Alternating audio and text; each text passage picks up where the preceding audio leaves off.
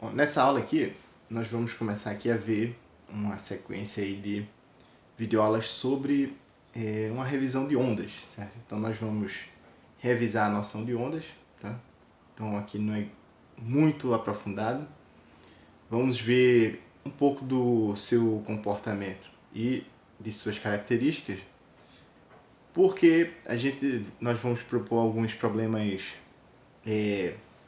realistas e às vezes a solução para esses problemas vai passar por algumas considerações a respeito da física das ondas, né? Então, se a gente não souber alguns dos seus comportamentos aí, uma noção do que é, a gente vai ficar perdido, né? E vamos dar um enfoque aqui às ondas sonoras, tá? Porque a gente considera que é uma onda relativamente fácil de pegar uma real, né? Ou seja, qualquer microfone é capaz de captar ondas sonoras, né? E nós vamos observar algumas características referentes à composição de ondas, certo? Então nós vamos ver como interpretar as ondas como sendo a composição de várias ondas, na verdade. E aí, o que define onda, né? Então, a onda é uma perturbação propagante, então as palavras aqui são importantes, em que há transporte de energia sem que haja transporte de matéria, tá? Então, em algumas ondas, ocorre de a matéria se deslocar, só que ela se desloca e ela retorna para o local onde ela estava. Ela não é efetivamente transportada. Enquanto que a energia é efetivamente transportada. Ela sai da fonte e vai se propagar para um lugar distante, certo? Então, esse termo perturbação aqui, ele implica uma modificação na intensidade de uma grandeza, certo? Então, a gente só pode falar de onda se a gente souber onda de que grandeza, o que está sendo perturbado e se propagando, não é isso?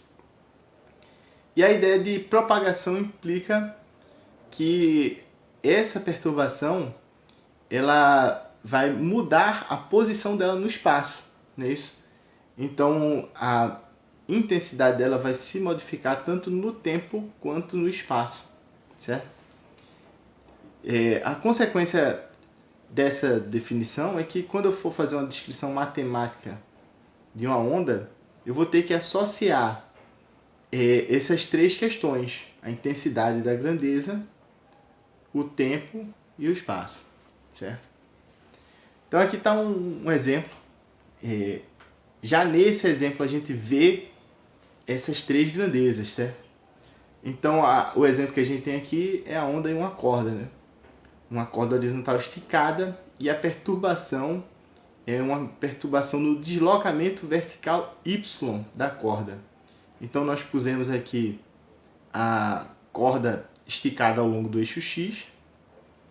Então esse aqui é o espaço ao longo do qual a perturbação vai se propagar. A perturbação é mudar esse deslocamento Y. E eu fiz uma espécie de vários instantâneos aqui, né? Um momento inicial aqui em que a corda está sem perturbação, apenas esticada. O momento em que a perturbação ocorre, então aqui representado por uma pessoa empurrando aqui para cima a corda.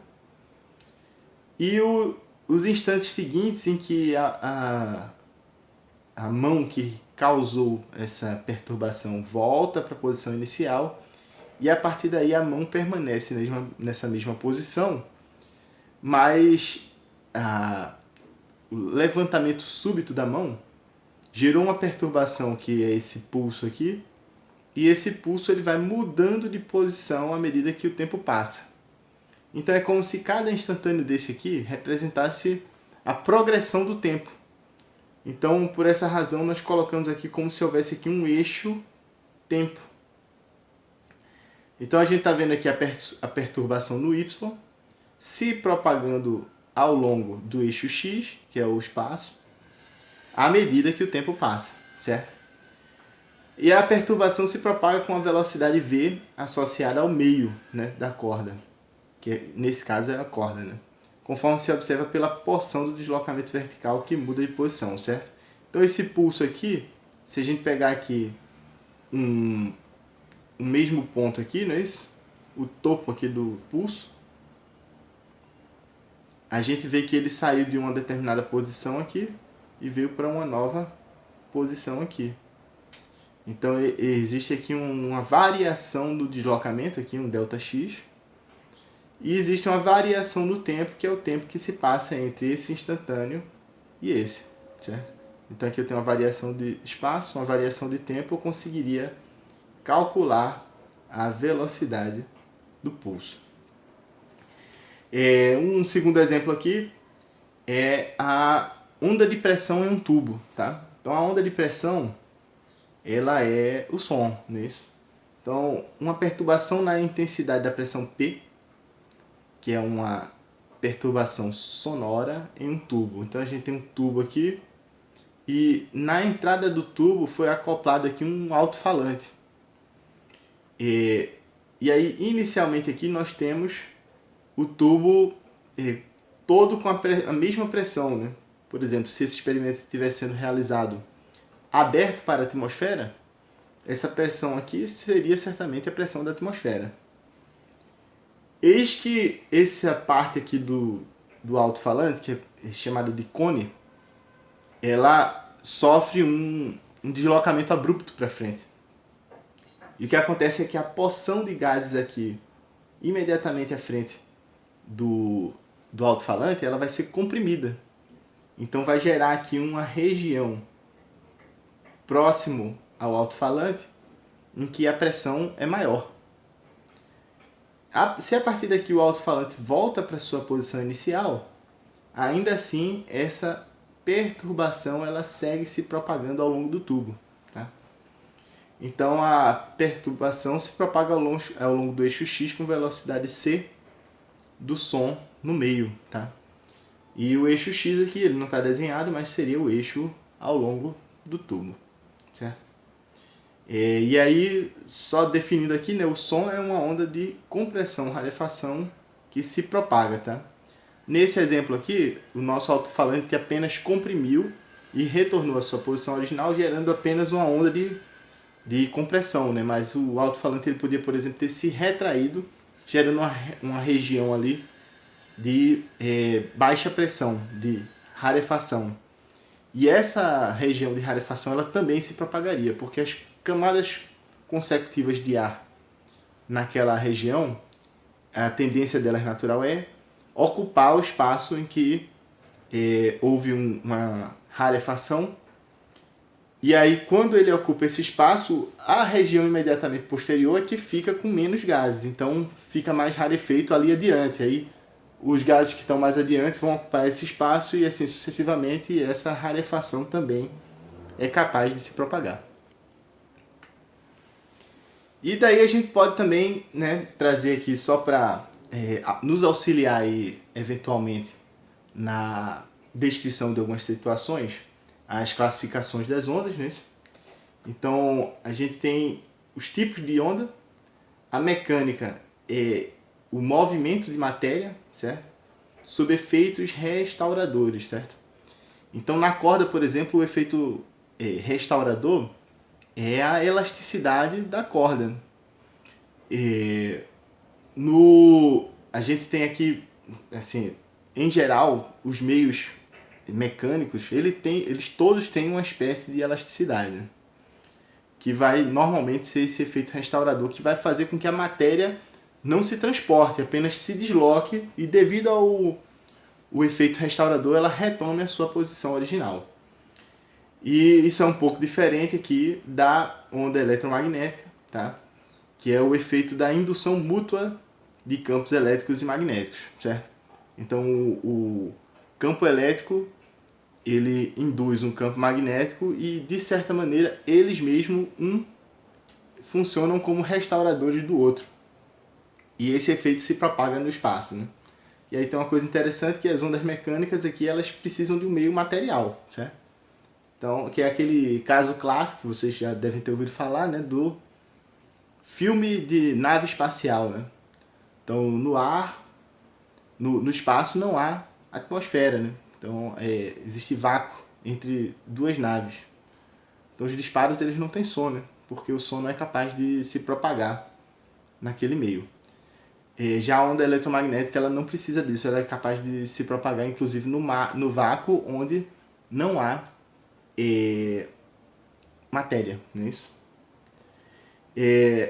Existe aqui uma classificação com relação à diretividade da onda, né? Ela pode ser longitudinal, a grandeza varia ao longo da direção de propagação, certo? Esse caso do som, por exemplo, se a gente for pensar na pressão, ela fica um pouco difícil de enxergar a direção de propagação, né? Mas se a gente pensar no deslocamento dos gases, quando você tem uma mudança abrupta ali no alto-falante, existe um deslocamento de uma massa de ar na mesma direção em que a onda vai se propagar, né? Então a onda de som ela é considerada uma onda longitudinal. Já aquela onda na corda, enquanto o eixo X é horizontal, o deslocamento na corda é perpendicular ao eixo X. E aí o deslocamento na corda é uma onda transversal, né? A grandeza varia em direção perpendicular à de propagação. Tá? Existem ainda algumas ondas mais complexas que são híbridas, né? Parte do deslocamento é longitudinal e parte é transversal. Tá? A gente pode falar também de dimensionalidade, tá? Ao longo de que local essa onda se propaga. Os dois casos que a gente viu, a gente pôs um tubo para o som se propagar, então nós restringimos o movimento daquelas massas de ar. E o que a gente fez foi transformar aquela onda sonora em propositalmente unidimensional. E a corda também é unidimensional, né? Isso é uma propagação que ocorre em uma linha e sua localização pode ser descrita com um único eixo. Nos dois casos, do som e da corda, nós demos o nome desse eixo de propagação de eixo X, né? Mas isso aí foi arbitrário, tá? Nós poderíamos ter uma onda bidimensional, em que a propagação ocorre em uma superfície, tá? É o caso, por exemplo, as ondas superficiais na água, né? Elas se propagam na superfície da água, tá? Então ela é uma onda bidimensional. E existem também as ondas tridimensionais que sua propagação ocorre no espaço. É o caso, por exemplo, do som irrestrito, né? Ou seja, se eu colocasse aquele alto-falante, ao invés de restringi-lo a emitir o som dentro de um tubo, se eu deixasse esse alto-falante solto no espaço, aquela onda ia se propagar ao longo das 3 dimensões do espaço. Tá? A gente não vai ver a descrição matemática desses dois casos aqui, porque começa a ficar muito complexo para o nível do ensino médio. Né? Então, por isso que a gente chegou a comentar aqui que o movimento unidimensional ele ocorre num único eixo e sobre os outros dois nós não falamos nada. Existem duas definições importantes que nós vamos usar com frequência, que é a fonte, né? Então a fonte é a origem das excitações que perturbam a grandeza responsável pela propagação da onda. Tá? Então é o dedo do violonista ali num violão que excita a corda e inicia um processo de oscilação na corda. O alto-falante que excita a atmosfera, né? Excita os gases. É aquela mão que excita a corda, realizando de forma forçada um movimento vertical ali para que aquele deslocamento se propague e assim sucessivamente. Tá? Então assim, só haverá onda se houver uma fonte. Tá? E o receptor é o local onde o efeito das ondas oriundas de uma fonte é captado, certo? Então isso aqui somos nós que vamos colocar, né? Ou seja por uma necessidade física de observar um experimento, seja porque nós, por alguma necessidade tecnológica, estamos observando algum fenômeno, alguma coisa do tipo. Né? E esse receptor ele pode ser um caso aqui genérico, que a gente pode chamar de observador, né? De um experimento, ou um sensor, tá? Que é um dos casos que a gente vai trabalhar mais, que é o caso do microfone, certo? Porque O microfone é muito barato hoje, né? Versátil, qualquer celular tem um microfone e ele é um instrumento capaz de receber, né? De ser um receptor das excitações de uma onda, né? Perceber os efeitos da propagação de uma onda. Para concluir aqui as características das ondas, nós temos uma característica aqui que nós chamamos de frente de onda, certo? Então, é o conjunto dos pontos correspondentes em uma perturbação, certo? A frente de onda avança com a velocidade da onda a partir da fonte, certo? Então, eu tenho a fonte aqui fazendo com que essa onda se propague aqui da esquerda para a direita. Então, aqui o azul mais escuro é, por exemplo, o momento presente da onda, e esse azul um pouco mais claro é um pouco anteriormente, e aqui o azul claro é mais no passado ainda, certo? Então a onda saiu daqui e veio para cá.